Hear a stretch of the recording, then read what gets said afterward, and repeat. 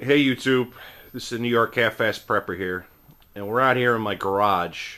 It's my little prepping area here, and I'm gonna make a video about what I use for an alternate heat source.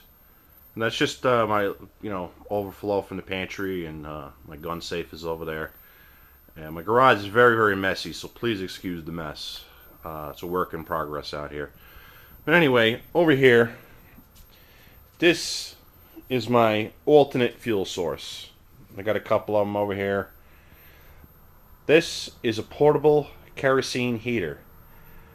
Now, the reason I have these is because over here is my oil tank. Should I run out of oil to heat my home, which will probably never happen because I'm in the business and I have a lot of oil around, but more importantly, if my furnace should ever fail, my heating system, because it's got a lot of it's American made, but it has a lot of Chinese components and stuff in it, relays and circuit boards, and during a storm when it's 30 below out with wind chill or something, if the furnace fails, if the nozzle gets clogged or the filter gets clogged, and let's say I'm not around, or the service guy is not around for a few hours, I have these as a backup. Now, I can one large one of these is enough to heat my home, or it's certainly enough to keep my home from freezing up. But I have several to move them around different parts of the house. And what we even do a lot of times is I get kerosene and I run one of these inside my front door, because my front door has there's a lot of heat loss by the front door with the door opening and closing, and the area is not heated well to begin with. So I run one of these all the time in the winter right inside the front door, and it keeps my furnace from cycling a lot and using a lot of oil.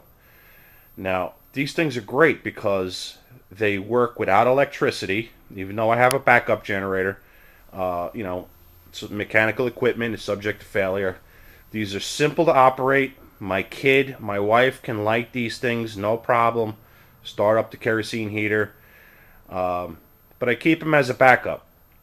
You can burn them right inside. You don't have to worry about carbon monoxide. I even bought myself a carbon monoxide meter that measures the carbon monoxide, and the amount that these put out is negligible.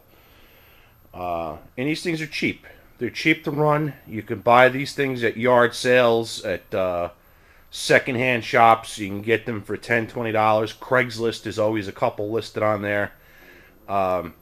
There's really no moving parts in it. You got to replace the wick once in a while. If the people have it and it doesn't work for some reason, you take it apart, you clean it all out, you replace the wick, and they're good to go.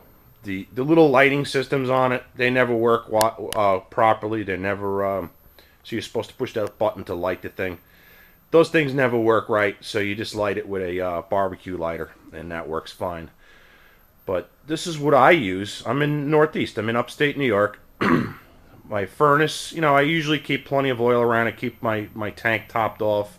I have extra fuel in the yard.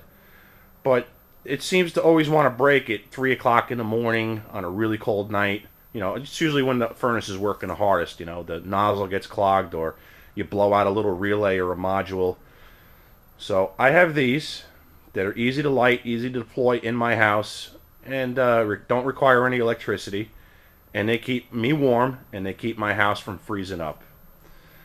So that's what I use. And I have a fireplace up there, but it's not really suitable for heating. But people have wood stoves, and I don't like the pellet stoves because they require electricity. But if you have a wood stove, coal stove, or something like that, it's the same principle. You're just using that instead of your oil.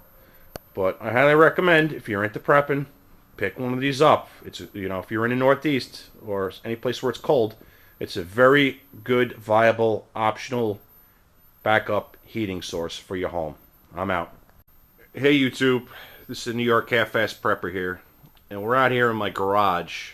It's my little prepping area here, and I'm gonna make a video about what I use for an alternate heat source.